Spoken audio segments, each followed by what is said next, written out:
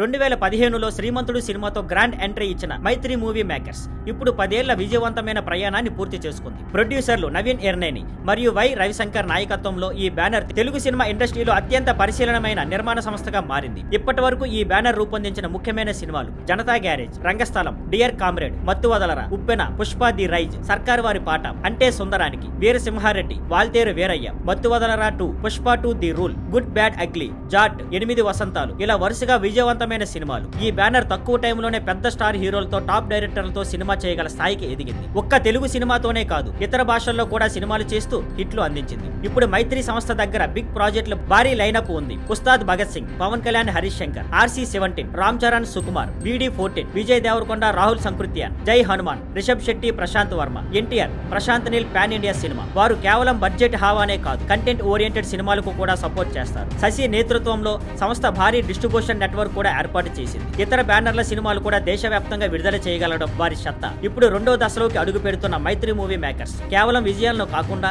Indian సినిమాని global స్టేజ్కి తీసుకెళ్లే దిశగా అడుగులు వేస్తుంది. Thank you for watching.